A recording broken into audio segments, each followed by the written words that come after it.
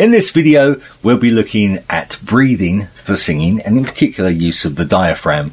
Now, this is a response to a question I received on YouTube. So if you have any questions about vocal technique or vocal performance of any kind, please get in touch and I'll do my best to answer your question. So why do we need to control our breathing for singing? Well, with controlled airflow, you'll get a much stronger sound. You'll be able to sing phrases for longer. You're more likely to stay in pitch. One of the main causes for drifting off of pitch, either going slightly too high or slightly too low with your sound, is actually incorrect breathing. So if we get that nice and strong to start with, you've got a great foundation. You can't really sing to your full potential without learning to breathe. And some singers kind of switch off from the whole idea of, why do I need to learn to breathe for singing? Well, you wouldn't ask the question, why do I need to know where the pull string is before I go parachuting? It really is very important to get the basics done before you can create a nice strong sound. So let's go into how we can take air into our body in a controlled way, and then we'll look at the diaphragm use and letting the air out. If you'd like to, record yourself singing a sound before you actually practice this, so you can see the improvement from the beginning to the end. It really is that important, and you will notice a difference straight away, and that difference will get better and stronger with practice as well.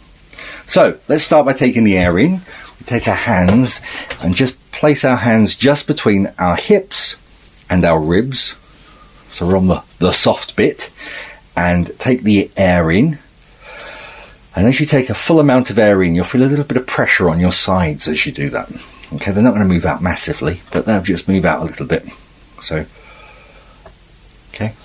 By putting your hands there, you're actually directing your airflow. So you're focusing yourself to breathe deeply. Now, if you don't usually do this, you don't usually breathe deeply, you may find that you start to get a little bit dizzy as you do this. But it's nothing too much to worry about. But if it gets too intense, obviously stop for a while. That's just your body not being quite used to the amount of oxygen you're taking in when you breathe deeply. So practice this a couple of times, taking the air in. Okay, and then just breathe out in a nice relaxed way to start off with. So you're filling up almost like a plastic bag or a balloon. Okay, so taking the air in. Okay, right, so that's the air taken into our body. Now let's find out about the diaphragm. The diaphragm is a term that's often sort of bounded around and sometimes a little misunderstood. You might hear people say things like, sing from the diaphragm, or, sing to the diaphragm, breathe from the stomach, and all of these terms that relate to that area.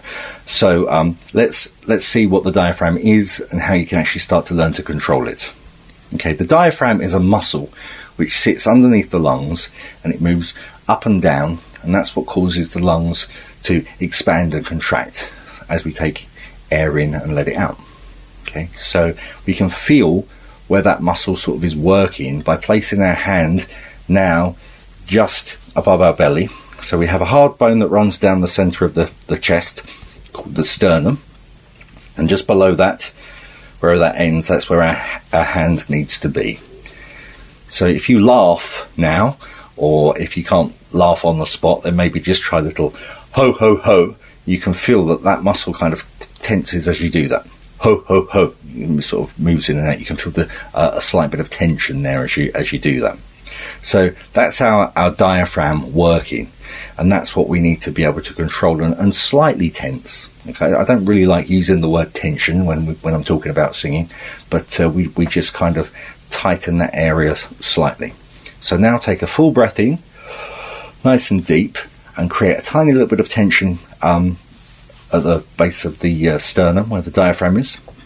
Hold that in position, and you'll find that you have a sensation that it's almost like a solid belt around. All of this area from around the waist feels nice and supported and nice and strong.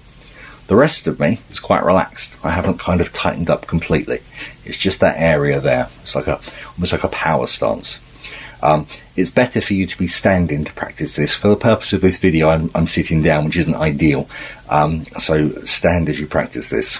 So you've got your air in, you're breathing nice and deeply in, and you've got a little bit of tension going on here. Now let's practice letting some air out with that sensation going on. So breathe out to an F sound, letting air out gently like this. So breathing in nice and deep, a little bit of tension, and then just let air out for as long as you can to a nice F sound. Make it nice and controlled. Don't let it waver and stop and start. Okay, and do that a few times. As you do that, like I say, you may feel slightly dizzy. You may even begin to feel a slight little bit of aching around this area because you're not used to using it and you're kind of working new muscles. So again, if that starts to get too intense, then stop for a while and come back to it. Your body will get used to the extra oxygen and the working out of these muscles over time. So that's how you would breathe and practice your breathing separately from singing. Now when you're singing, you still maintain that support and that sensation of that belt, that kind of cylinder strength that you have from the bottom here. And as you're singing, your sound will be more supported as a result of that. Now you take breath in quite normally as you're singing, but you maintain that nice kind of support and strength from down here. And that really is controlling the diaphragm and allowing that sound to be supported. So if you did record your sound earlier on, then try the sound again with that support, same kind of sound, and hopefully you'll notice it's a lot stronger, louder, and it's not wavering quite as much. Also, in addition to learning how to breathe correctly, you should maintain a very level stance. So your feet shoulder width apart, shoulders nice and relaxed, and your head in a nice sort of straightforward position, definitely not lifted or not lowered, nice and straight. Now, I strongly recommend that you look at something called the Alexander technique, and there'll be a wealth of information on YouTube about that, or Google the term Alexander technique.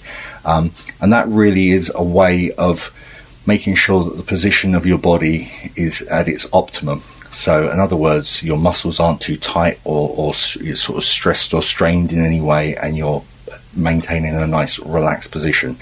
That will affect every part of your life if you get that bit right, as well as your singing, and I strongly recommend it. I hope this video has been useful to you, and please subscribe to keep updated as videos are posted on here, and I look forward to seeing you soon.